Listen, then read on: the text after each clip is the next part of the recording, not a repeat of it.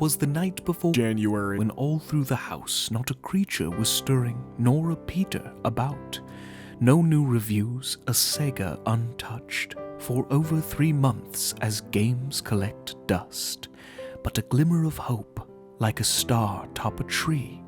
Could Peter review a game on January Eve?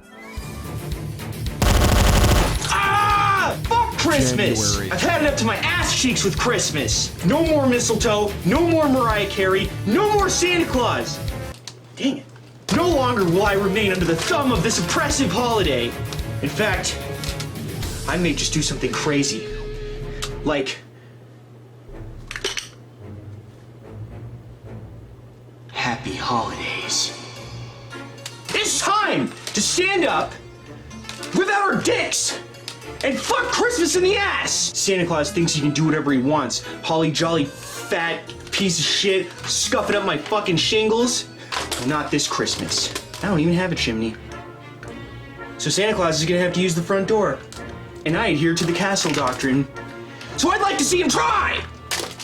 Wait a minute, I can't dress like this. Santa Claus will see me coming from a mile away. Well, I suppose I could dress in a Christmas disguise. But it's not like I want to, Baka!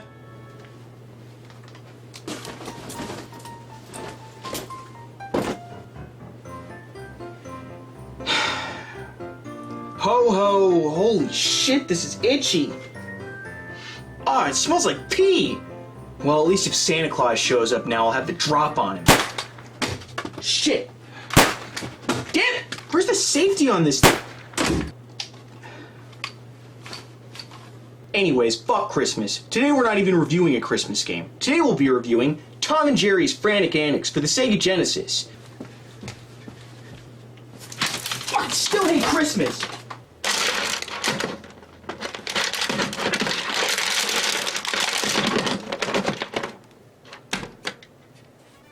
Tom and Jerry Frantic Antics is a game where you play as Tom and Jerry on their journey to rescue Robyn from her evil Aunt Figg.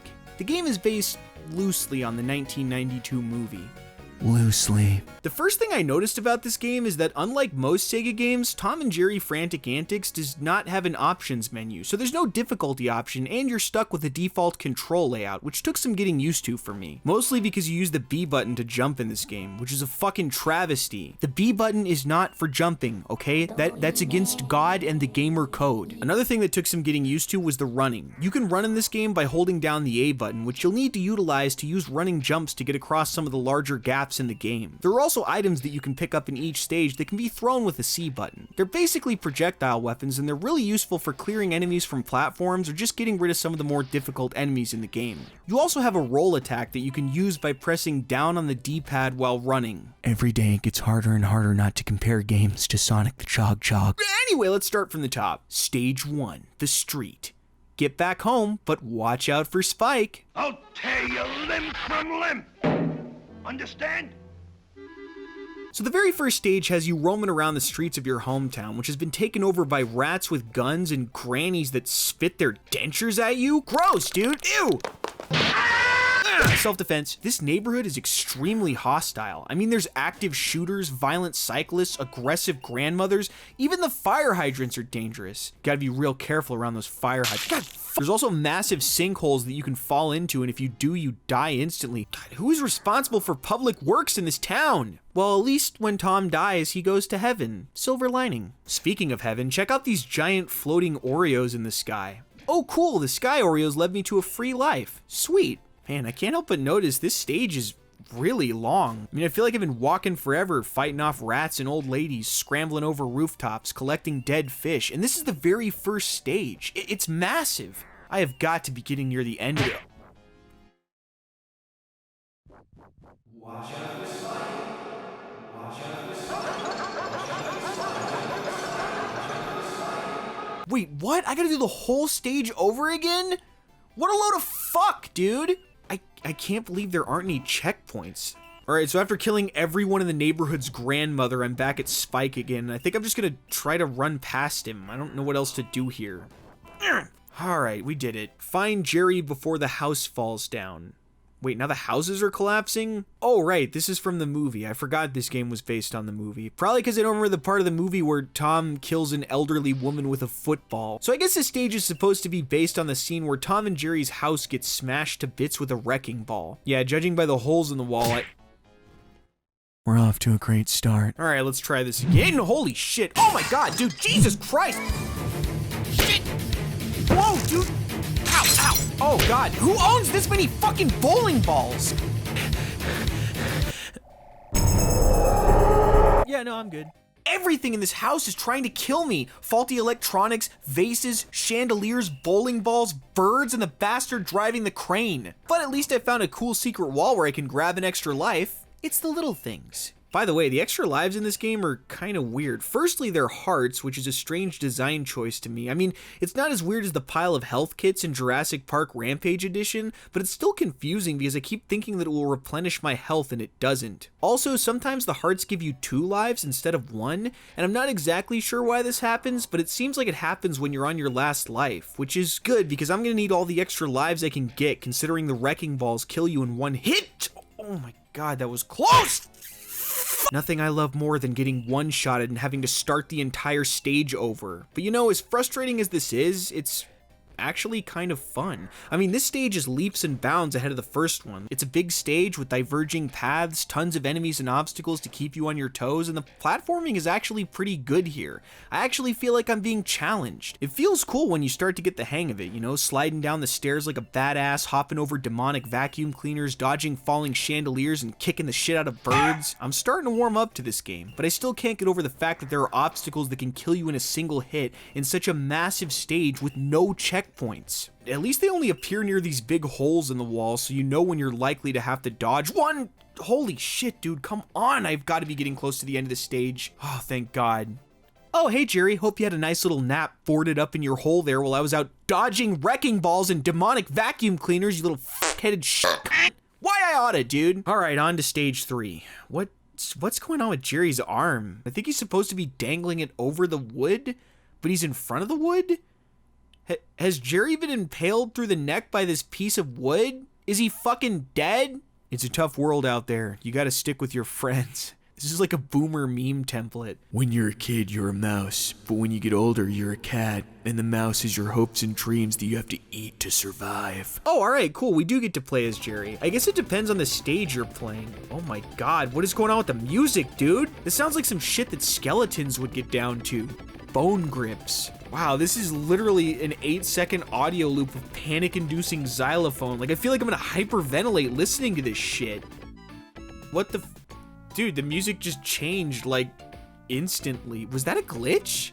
That had to have been a glitch. Anyways, I know this stage is called the alley, but it's basically a sewer stage. I mean, you spend more time in the sewers than you do in the alley, and there's water segments where you're required to swim, which is actually kind of cool. Oh no. Oh God, why do the fish have human noses? What kind of filthy sewer-dwelling homunculus is this? Well, I don't know what fresh hell these beasts crawled out of, but you can only avoid them considering that you can't attack while you're swimming. Speaking of attacking, I love that the choice of weapon in this stage is a trash can lid. Just the fact that you can throw a trash can lid is tiny Jerry. You just straight throw them fucking alley cats. Look, I don't know the exact applied force required to take a life with a tin trash can lid, but I know that a mouse is not capable of applying it.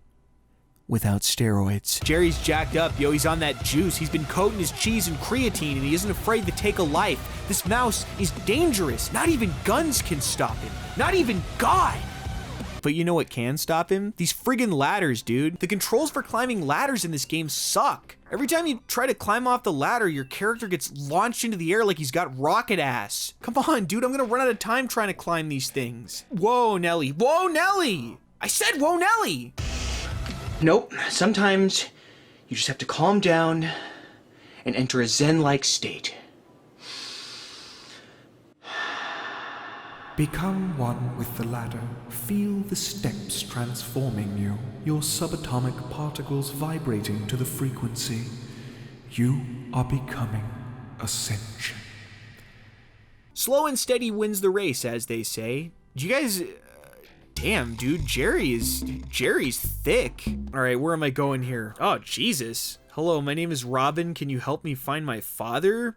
I think you got bigger problems than finding your dad, kid. Like, proper posture. Out here looking like Igor, chilling in a pile of trash, talking to mice. You don't need your father, you need Jesus, or a medical professional. But alas, instead of seeking out a therapist for Robyn, we'll be seeking out her father's telegram. Oh, good, another audio glitch. I don't know if my copy of this game is messed up or if this was a common problem, but holy shit. Alright, so here we are running around Aunt Figg's manor. Whoa, Jesus Christ. You know, a fat stinky rat beating you over the head with a book is actually a perfect metaphor for the American education system. Miss Valdez, is that you? Stupid books, always in the way, always where I need to go. Man, these books suck. And to top it all off, this stage is one of those fucked up maze stages with one-way chutes that drop you into the next area. So if you follow a path but miss the telegram piece you're looking for, you can't go back. You have to traverse the entire pathway again from its starting point, which is made worse by the fact that you have to find 2 pieces of the telegram because it's been torn in half. This game has a lot of secret walls. Wait, how do I have so much health? Did I find a health pickup? Are the cookies health picks? Wait a minute, it's the cheese?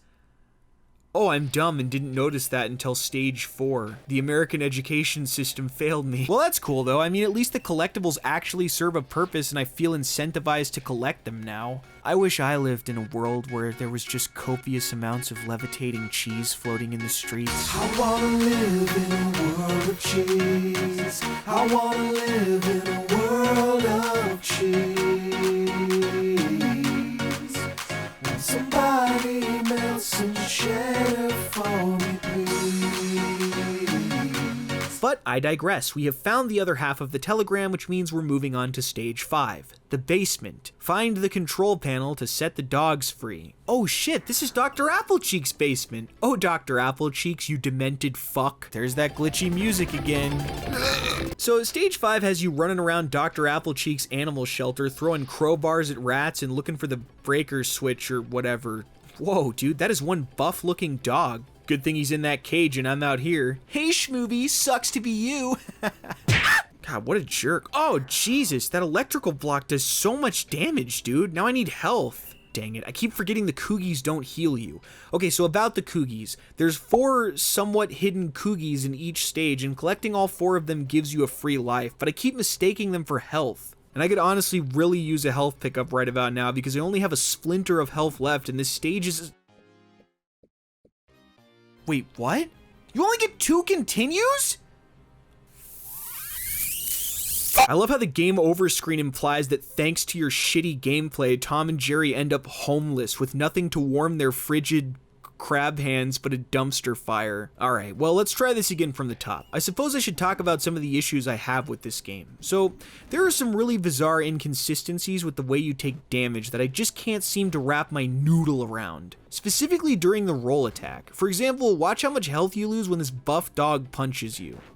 See that? It's like 1/10 of your health bar. But if this same enemy hits you while you're rolling, it takes away over half your health bar. And this can happen virtually any time you use your roll attack, which means that if you choose to try and defeat enemies using your base attack, you risk chipping away at your health. And it's not consistent either. I mean, it just doesn't make sense. Every time you use this attack, it's a gamble. And because of the fact that I risk taking damage by using it and have a limited number of projectile ammunition, I find myself avoiding most of the enemies in this game rather than attempting to defeat them in order to conserve my health and ammunition. The one good thing about this is that enemies in this game do not respawn, so using attacks and projectiles sparingly to defeat very specific enemies is a viable, if not frustrating, strategy. But alas, we're back at stage 5 with plenty of lives, and I haven't used a single continue. Oh great, what is this, dude? Why are there so many electrical problems in this house? Half the outlets are sparking, the other half are unfinished, the vents are spewing out lightning, there's open paint cans and sheets lying all over the place. This is an accident waiting to happen. Somebody needs to have a conversation with Dr. Applecheeks about the condition of his building. It is clearly not up to code. There's rats all over the place, there's fucking hooligans. I keep getting punched in the ass by prison buff bulldogs. This place sucks. Oh, thank God we found the generator switch thing. The dogs are free, but we still have to find the exit? Does this game think I'm some kind of stupid idiot person? First of all, the dogs are clearly not free. I can see them with my eyeballs. They're still in cages. Second of all, stop making me do 2 things to complete a stage. 2 things is 1 thing too many. Although I suppose having multiple objectives does force the player into traversing a less linear path and in turn coaxes them into exploring more of the stage. Anyways, it's out of the basement and into the attic where it's time to find Robyn's backpack and help her escape. Oh lord, what is that? What is that? Oh god, oh no, shit! I guess it's canon that Aunt Figg, like any normal, well-adjusted evil aunt, has monkeys in her attic, which of course is the size of a fucking warehouse. I would like to reject humanity and become telekinetic pinwheel birthday monkey. We must all become monkey. Celebrate birthday in the attic. Oh cool, trains! Wait, whoa, not cool. What's going on with these trains? I can't stay on them. I have to like walk with them as they move. This can't have been intentional.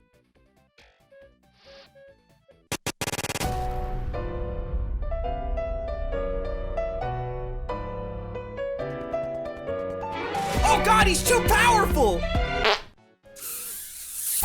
Man, this sucks. I keep having to do this whole stage over again. Not this time, dickhole! Alright, we found Robyn. Finally. I can't leave without my backpack.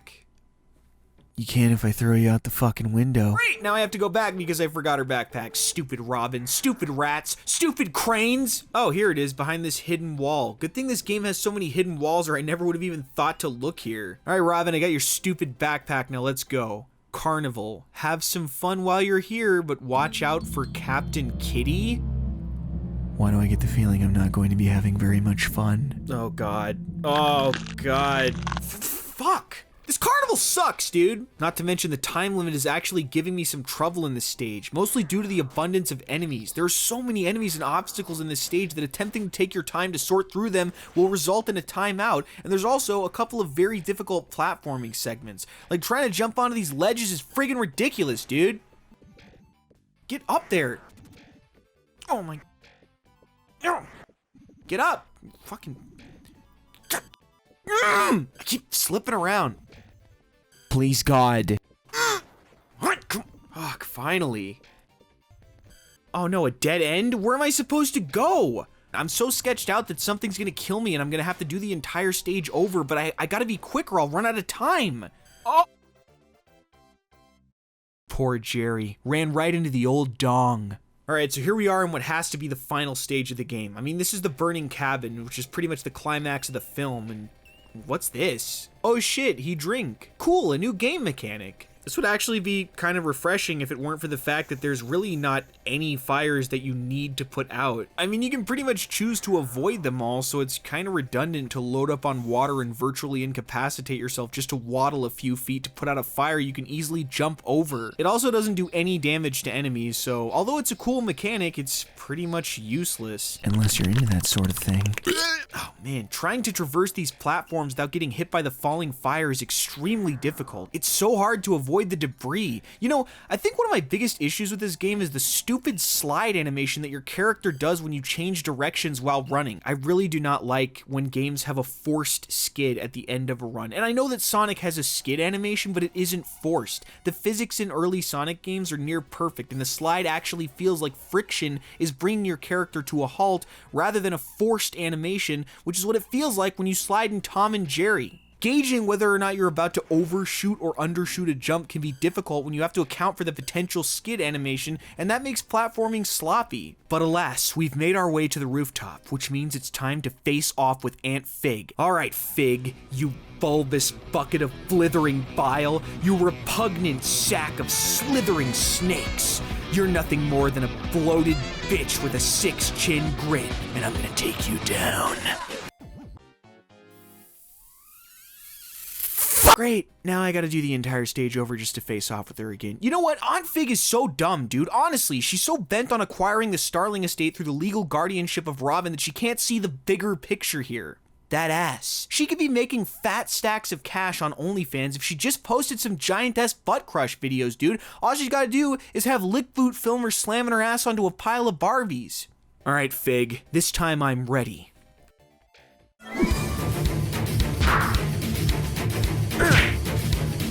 Right in the moneymaker.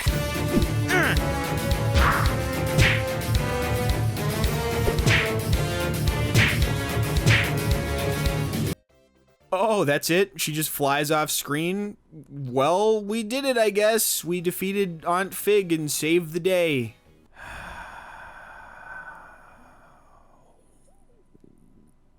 Why does Robyn look like a blow-up doll dipped in fondue? You know, it's really disappointing that Aunt Figg was the only boss fight in this game. I mean, the movie had an unreal amount of antagonists, so there were plenty of villains to choose from. There could have been a boss fight with these two bozos, or Captain Creepy and his parrot puppet. What about a boss fight with Dr. Applecheeks, where he's got his whip and he's trying to whip your ass as he sings demented songs about God's little creatures? Or imagine a food fight with Ferdinand. I love Ferdinand. Ferdinand is my spirit animal. I just feel like they really missed out on some cool potential boss fights in this game, but you know what they say, you can't always get what you want, and there's a lot that I wanted out of this game that I just didn't get. But for what it was, I actually enjoyed it. I mean, the graphics were decent, the stages were big and full of enemies and obstacles. I thought it was cool that the collectibles actually served a purpose, and at certain points I really did enjoy the platforming, but the controls were an issue, as well as the inconsistent hit detection.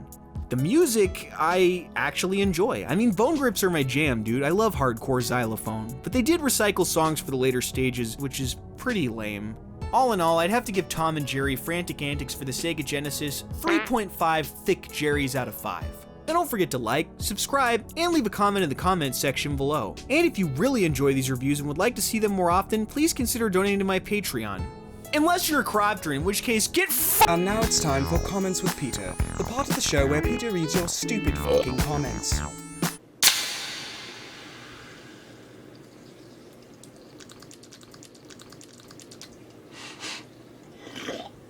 Zero out of 10. Oops, I got a little on my sweater. That's okay, there's already pee on it. Petrus, I am telling your mother you play Mortal Kombat unless you give me back my Pokemon cards? You fucker! I use your uploads as a reminder to change the oil on my car. The last time you uploaded more than one in a month, I had to eat Taco Bell for so long I was on a first-name basis with the cashier. Please be more careful about putting out videos too frequently. I was really careful this year. You're my favorite dirt kid. Thank you. Cheers. Wash your damn feet. I'll have you know that my feet are clean enough to eat off of. I'm not hungry right now. Aren't Cryopterans also a major producer of milk? Plus 6.9 subs? Nice. I wouldn't know if Cryopterans produce titty milk, or any milk for that matter. One day my comment will be in a video. That day is today, my friend. So is it possible that Joe Lieberman could be a Cryopteran? Yes, I would say that it is very possible because Joe Lieberman is a massive steaming pile of shit, as is most Cryopteran. Very tasteful, insightful, and in-depth. I am genuinely impressed. Bravo. Now sniff my pee-pee. Throw it my way, dog. I'm waiting for the pee-pee. I'm still waiting to know who the third guy is. Keanu Reeves, Jake Gyllenhaal, and... Alright, I guess it's time. It's Santa. He's here. Not tonight, fucker!